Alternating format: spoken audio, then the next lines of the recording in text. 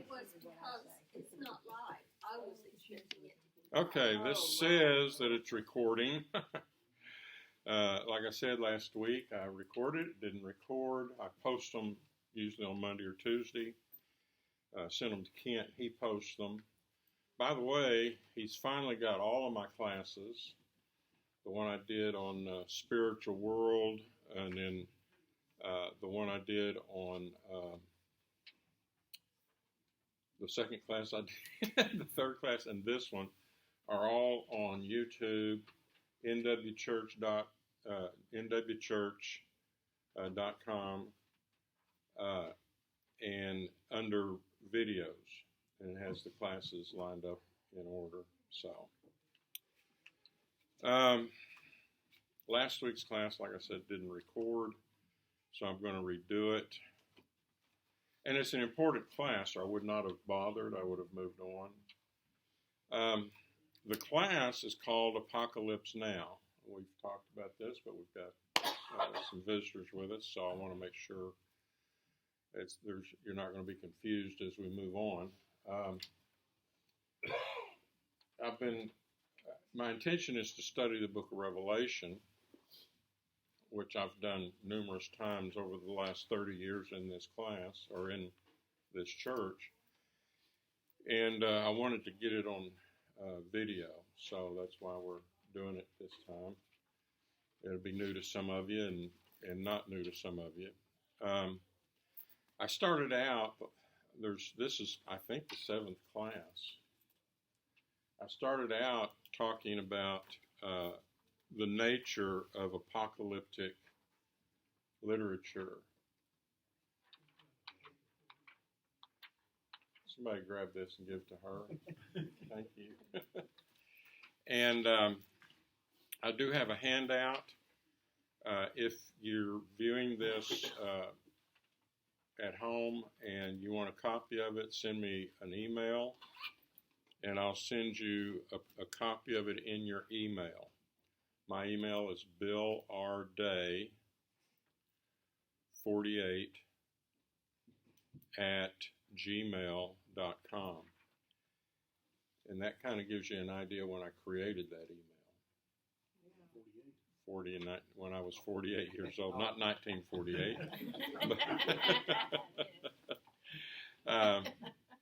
So last week I covered numerology as it's found in apocalyptic literature. Apocalyptic is just simply a style, a genre of literature that the Jews were very familiar with, especially by the first century. Daniel probably, Ezekiel uses it. Isaiah uses it a little bit. Apocalypse is translated revelation. Apo, which means from, kalypto, which means to cover. So it means to uncover or to reveal. And in chapter 1 of the book of Revelation, it says the revelation of Jesus Christ. And that word revelation in Greek is apokalypsi, the apocalypse, the uncovering, the revelation of Jesus Christ. It was used by the prophets. Occasionally, the prophets they'll prophesy, and then sometimes they have a vision. God gives them a vision, and they write the vision down. And most of them are written in a style, in the genre of images, pictures. And Daniel especially, which we will look at one of them today,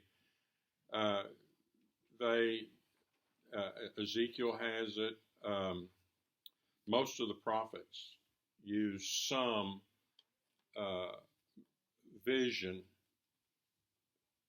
presentation in their books, and but Daniel is the most apocalyptic of the Old Testament pieces. He has several visions.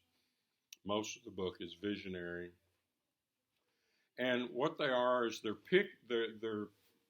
God is revealing to them truth, usually about the future or what's currently going on with the people of God. And the context is usually Israel or the people of God are suffering under persecution or getting ready to suffer under persecution. And God is saying, I know this is going on. I know what's happening. And if you'll just hang on and keep your faith, you'll get through it and you'll be victorious. And I'm going to punish the persecutor. I'm going to punish the one who is persecuting you. So that's the context of, do you want another one? Okay, you can share it. That's the context of apocalyptic literature. I'm having to repeat last week. Were you here last week? No. He was? Wasn't. Doesn't matter. You're going to hear it again. Anyway, it didn't record. So I'm having to do it again because I have a lot of viewers who are not in this class, and so I don't want them to miss out. That's okay. I couldn't keep up with you last week. So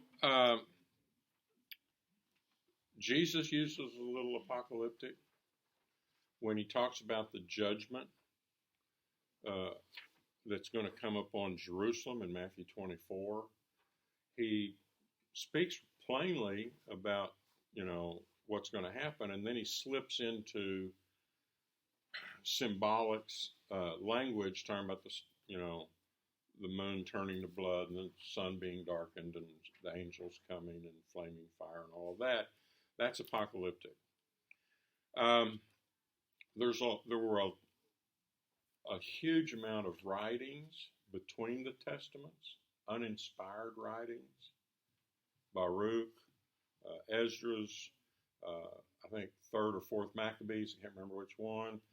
They use this symbolic language, this genre, to describe judgments. It was hugely popular. There's about 25 or 30 books that are apocalyptic in nature. Apocalyptic does not appear in their books, the term. In other words, they don't call their writings, they don't come out and say, well, I'm going to write you an apocalyptic piece. That was a term that we have assigned, that was assigned later on to help us who study it understand what kind of literature this is. Thank you. You're handier than a pocket on a shirt. Apocalyptic. Yeah, you're handier than apocalyptic on a shirt. That's funny. Okay, so last week I covered some on numerology. This is not my opinion. If you go into your internet and type in apocalyptic numerology or Jewish numerology, they'll bring these numbers up and discuss what the meanings are behind them. So there's quite a bit of scholarship that goes behind this, and so these are not my guesses about these. What's not on your paper is the number 2. I didn't think about it because 2 does appear in the book of Revelation. You got the 2 witnesses.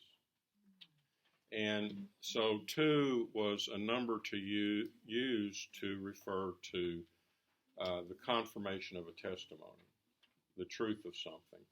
And by the way, why do we look at numerology? Because numbers are used a lot in every apocalyptic piece. If you decide to study this, and you go in and begin to read some of the uninspired apocalyptic pieces from the intertestamental period, or what they call the Second Temple period, you'll see just numbers used over and over and over again. And the importance of numerology is that numbers have a meaning. And it's the meaning that's intended. It's not the quantity when the writer says two, he's going to talk about two witnesses, or he's going to talk about, the 7 trumpets. The issue is not how many trumpets there are, but the quality. The number has a quality. It has a meaning to it. And so when you see numbers, you want to consider the quality of that number. And like it talks about the 7 spirits of God. It's not trying to say God has 7 spirits, but 7 is a number that means perfection. And so it would, your conclusion would be these 7 spirits of God means the Holy Spirit, His Spirit. Not that He has 7 spirits, but the quality of the Spirit is 7.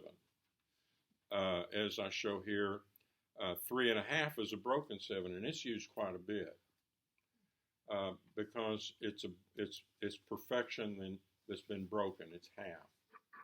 So when 3.5 is used, it's trying to say that it's imperfect, that it's broken. If the children of God are suffering for 3.5 months, it's not saying that at the end of 3.5 months, literally, that persecution is going to stop. It's just the quality of that number is that it's imperfect. The children of God are going to suffer, but they're not going to suffer forever. It's imperfect. It's going to come. The suffering is going to come to an end, and God's going to deal with it. So that's what 3.5 would mean, as you can see on the paper here. Talks about a time, 2 times, and half a time, or in your Bible probably says time, times, and a half time, and it designates a period of time under which God is faithful, but the people of God are suffering, but He's going to bring it to an end. So 10 has to do with completeness, or all there is. 8 is sometimes used to refer to new life or resurrection, or a new beginning. There were 8 people on Noah's Ark. Circumcision was done on the 8th day, which that's when a person, a human, was born in, was brought into the family of God. He was like born again. Redemption of the firstborn was on the 8th day. So 8 came to refer to a new beginning or resurrection. And that's going to be important as we study Daniel, as we look at Daniel 7 and Revelation 17.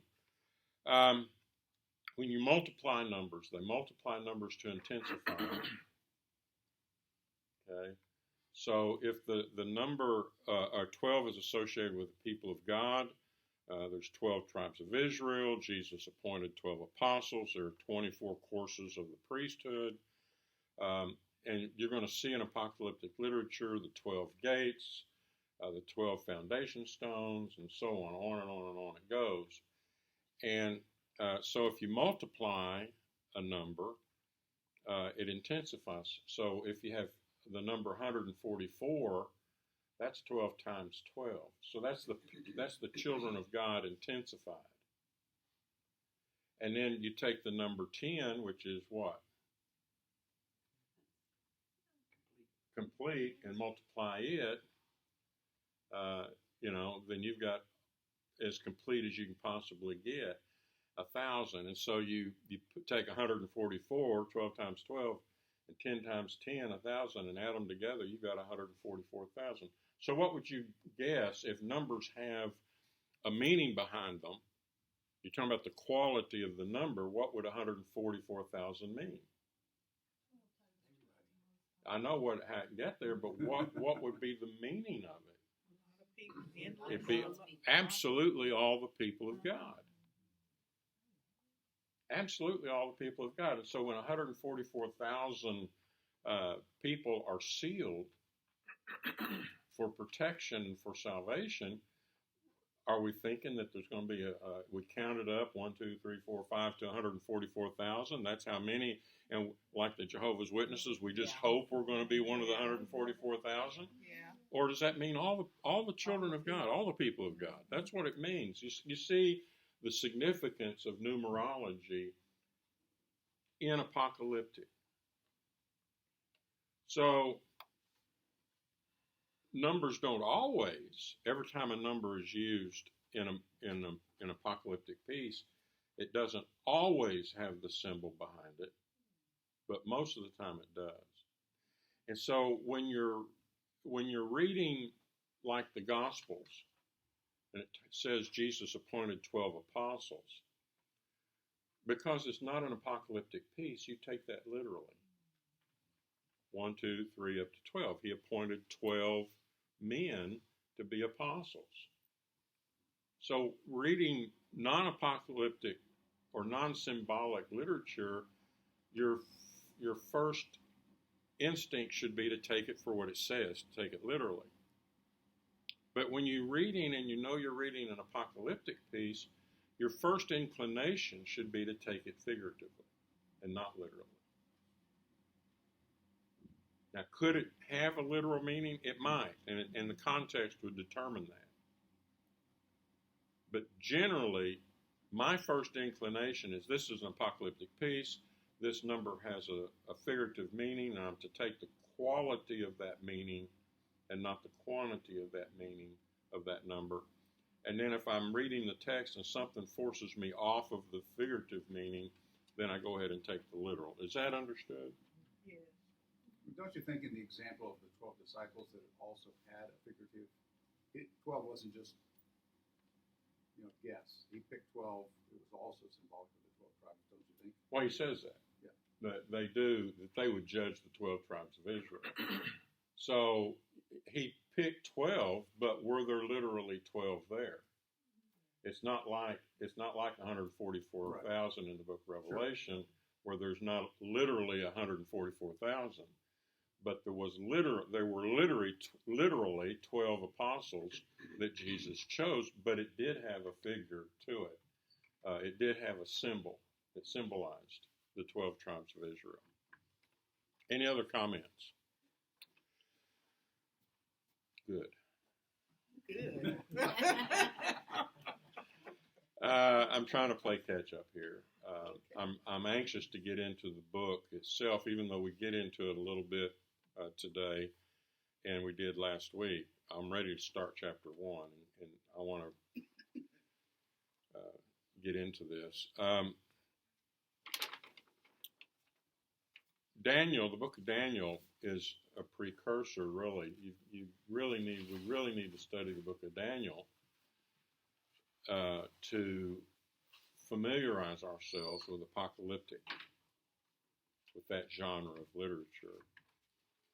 But we're not going to do that. We did look at chapter 2, and we looked at chapter 7. In chapter 2, we saw a vision, a dream that God gave to Nebuchadnezzar, which turned out to be apocalyptic because it was symbolic. And God reveals to Daniel the meaning of it. And Nebuchadnezzar saw a statue that had 4 parts, and then the 4th part had a mixture in the feet and the toes of a mixture. The first part was gold. The head of the statue was gold. The arms and chest were silver. The waist was bronze, and the legs and feet were iron. And then the toes, he said, were mixed with iron and clay. And the purpose of this, he sees the statue, and then there was a mountain, out of which came a large stone that came down and hit the statue at the feet and crushed the statue, and the stone became a great mountain. And God gives Daniel the interpretation of the statue, of the dream. And he says that Babylon, he tells Nebuchadnezzar, he said, you're the head of gold. So Babylon represents, or the head of gold represents the kingdom of Babylon, or more specifically, Nebuchadnezzar. Then he talks about each part representing a kingdom. And the kingdom that came into power after Babylon was Medo-Persia. The kingdom that came in power after Medo-Persia, the third kingdom, was Greece. And the fourth kingdom was Rome. And so there's four kingdoms in the book of Daniel, and those kingdoms are dealt with in various aspects all through the book of Daniel. For example, in Daniel 7, he's going to talk about, and usually they have to do with persecutors of God's people, times of persecution. It's interesting, in the fourth kingdom, he points out that the stone cut out without hands strikes the statue and is the kingdom of God. And the kingdom of God demolishes those other kingdoms. And he says the rule of that kingdom will never come to an end. Well, historically, when was the kingdom of God established? During the time of the Roman Empire, through Jesus. So this is the picture that we get. Now it's significant that Nebuchadnezzar was a persecutor of God's people. And Medo-Persia takes over authority, takes the authority over God's people, sends them home to rebuild the temple. The Greeks come in, and they become persecutors of God's people. After Alexander the Great dies, his kingdom is divided amongst four of his generals, and they then become persecutors, or at least one of them becomes persecutor of God's people. Especially Antiochus Epiphanes, the fourth. He tries to destroy the Jews, puts an end to the practice of Judaism, erects pagan statues in the temple itself, and then you've got the Maccabean War that ensues as a result of that. And then at the end, we see Rome becomes a persecutor of God's people as well. So Daniel is dealing with these persecutors, and they're referred to, as you get into the book, as beasts. A beast is a persecutor. And so you come into Daniel 7, and he deals with the fourth beast. And then you come into Daniel 8, and Daniel deals with the third beast, the Romans, and specifically Antiochus IV Epiphanes, who tried to destroy the Jewish religion. And these are referred to as beasts who rise up, and God deals with them. And they're presented in apocalyptic, as I said. So if we look at Daniel 7,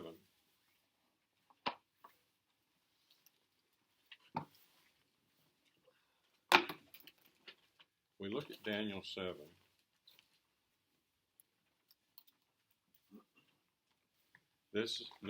And I'm doing this. I did this initially because I wanted for you to have an example of what apocalyptic looks like. And in biblical apocalyptic, and usually also in non-biblical apocalyptic, there'll be an interpretation of the vision, so that we're not left to guess what these visions mean. Just like Daniel comes and he gives an interpretation of the meaning of Nebuchadnezzar's dream. So we're not left to try to figure out what that dream actually meant. So Daniel 7 verse 2 says, I was looking in my vision by night, and behold, the four winds of heaven were stirring up the great sea. And again, if you look on your paper, 4 and 10 usually has to do with completeness, completeness, and 4 also deals with that. We get the four corners of the earth, which means what? If you hear that today, the four corners of the earth, what does that mean to you? The whole earth. And that's what it meant then too. And so the four winds of heaven, and 4 great beasts were coming up from the sea, different from one another. The first was like a lion and had the wings of an eagle. I kept looking until its wings were plucked, and it was lifted up from the ground, made to stand on 2 feet like a man's like a man, a human mind also was given to it. And behold, another beast, a second one, resembling a bear, and it was raised up on one side, and 3 ribs were in its mouth between its teeth. And thus they said to it, Arise, devour much meat. After this I kept looking, and behold, another one like a leopard, which had on its back 4 wings of a bird. The beast also had 4 heads, and dominion was given to it. Now remember, it's interesting, he hasn't started giving an explanation yet, but the Greek, the third beast would be Greece, and we learn that from chapter 8 where he actually identifies them. It ended up with 4 kings. When Alexander the Great died, it was divided amongst it created 4 kings out of it. Verse 7, after this I kept looking in the night vision, and behold, a 4th beast, dreadful and terrifying, and extremely strong. It had large iron teeth. It devoured and crushed and trampled down the remainder with its feet, and it was different from all the beasts that were before it, and it had 10 horns. Now, keep your place there. Go over to verse 24, and he says, and he's given an interpretation. This angel, look at verse 15. As for me, Daniel, my spirit was distressed within me, and the vision in my mind kept alarming me. I approached one of those who were standing by. Now, this is in his vision. And began asking him the exact meaning of all this. So he told me and made known to me the interpretation of these things. So when we get an interpretation, it's not apocalyptic. They don't use symbolism to explain symbolism. So when we read the explanation here, the definition, we're not to take it apocalyptically. He says, verse 17, these great beasts, which are 4 in number, are 4 kings who will arise from the earth. And if you come down to verse 23, thus he said, the 4th beast will be a 4th kingdom. So when he says kings, kingdom is what is meant by that. Okay? So we come back over here, and verse 8, while I was contemplating the horns, because there were 10 horns that came up on the 4th beast, another horn, a little one, came up among them, and 3 of the first horns were pulled out by the roots before it, and behold, this horn possessed eyes like the eyes of a man, and a mouth uttering great boasts, and he boasts and utters against the children of God, against the children of God. Now, what number then does the 11th horn become? 8. Now you remember the significance of the number 8. It's renewal. It's resurrection. And so you've got, when you look at this is talking about the Roman Empire. It's the 4th kingdom. And you count he says that these horns represent kings, and there were 11 of them. And if we count the 11 kings from Augustus, we come down to Domitian. Historically, we know that Domitian executed or started a huge persecution against the church. Now, he wasn't the first persecutor. Nero was the first one, but Nero's persecution was localized to Rome. Domitian's was empire-wide. The entire empire he made Christianity illegal in the empire. So it really started a severe persecution. So who is this vision about? It's about Domitian, who is identified as a beast. Why? Because a beast is referred to as a persecutor of God's children. So verse 20, if you come back down to verse 24, as for the 10 horns out of this kingdom, 10 kings will arise, and another will arise after them, and he will be different from the previous ones and will subdue 3 kings. Now, I make a note here, right under the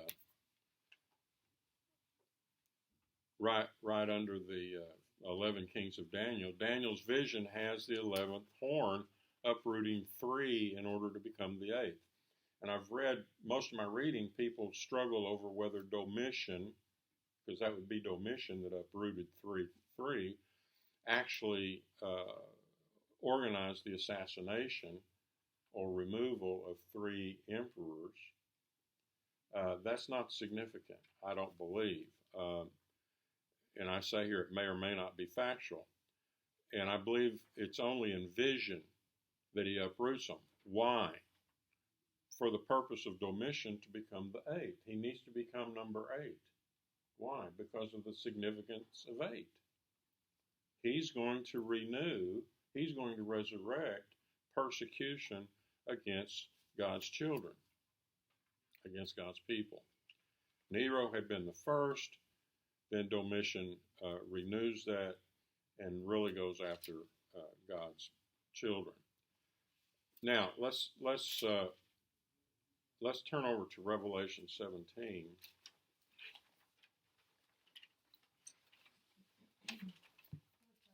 Yes. So renewal doesn't necessarily mean a good thing? Means what? A good thing? No. Oh, okay. I always took it as meaning something good. Well, if you're talking about something good, to renew something good is good, Right. but to renew something bad is not good. It's still a renewal, right? You're renewing something, and in this case, it's something bad. Resurrection means something good too, but only if you resurrect the devil, what have you got? You know, you don't. It depends on what's being resurrected, you see. Okay, Revelation 17. In this point, we'll understand this later. In this part of the book of Revelation, we have the pouring out of the bowls. And the bowls are judgments upon God's enemies. And so he kind of takes a break from the bowls and says, chapter 17, verse 1, and one of the 7 angels who had the 7 bowls, why 7? It's perfect. And usually the number 7 is associated with God and God's things because he's perfect. That's why it would talk about the 7 spirits of God. The number 7 is related. It's God's perfect spirit. The 7 angels who had the 7 bowls came and spoke with me, saying, "Come here, I shall show you the judgment of the great harlot who sits on many waters."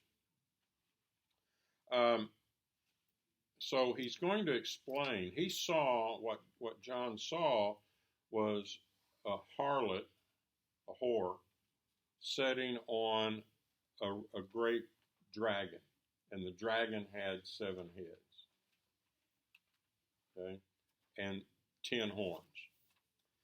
And so he comes down here to verse 9, and verse 9, here is the mind which has wisdom. So the angel is going to explain to John, the revelator, what it means. He said the heaven heads are 7 mountains on which the woman sits. So I've been told, I haven't counted them, I've been to Rome more than once, but it says that Rome sits on 7 hills or 7 mountains. That's what he says. Literally, it does. And they are 7 kings. 5 have fallen. 1 is. Now, what would that mean? It's when John is receiving this revelation. When John is receiving this revelation, 1 is means that one of those emperors currently is, and the other has not yet come. And when he comes, he must remain a little while. And the beast, what does beast represent to us? Persecutor, which was and is not, is himself also an eighth, and is one of the seven. He goes to destruction. So what do we understand from that? It's a little difficultly worded, but the beast existed. But when John receives this vision, the beast does not exist.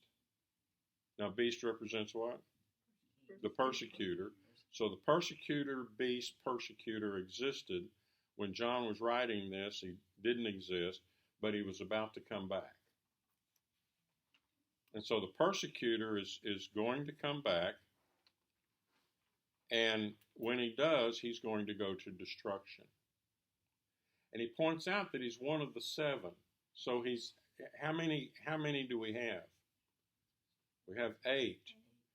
But the fact that he's one of the 7 means he's an emperor, a ruler, a king, just like the previous 7 were.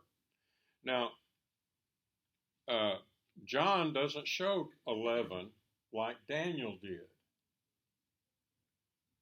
My belief is that the reason for that is Daniel has already showed the 3 being removed, so that the persecutor, Domitian, is able to become 8. 8 is the important thing. The number 8 is the important issue. The persecutor has got to be number 8. Why? Because he's resurrecting the persecution. And so John gets right to the issue and shows that Domitian is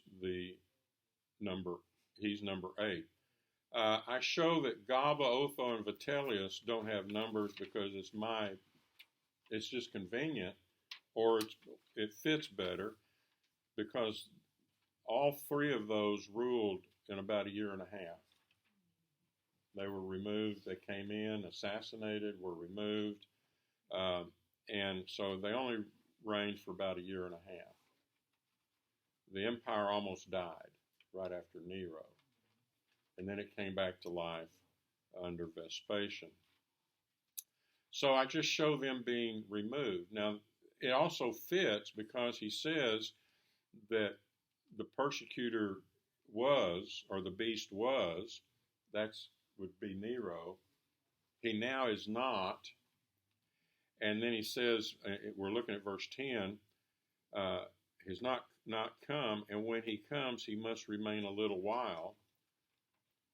And so the only emperor that came was a little while was Titus. He only reigned 2 years, a little over 2 years, remained for a little while. And then after him comes the beast that goes to destruction. So to me it fits. Nero has got to be listed because he was the first persecutor. The next one is the persecutor is not yet. 5 have fallen. That would bring it up to Nero. And then he says 1 is. Well, that's either Gaba, Otho, Vitellius, or Vespasian. And Vespasian is the next firm, permanent emperor after Nero.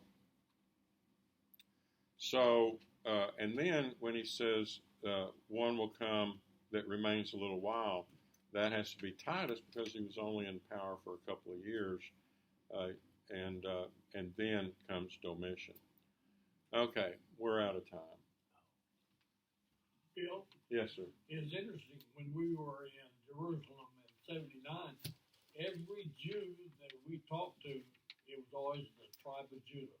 Yeah. I don't know if that's anything different. Yeah. Well, they all are from one of the tribes of Judah, that's for sure. Anyone else? Okay, I hope this recorded. If it didn't, I'm going to start doing them at home.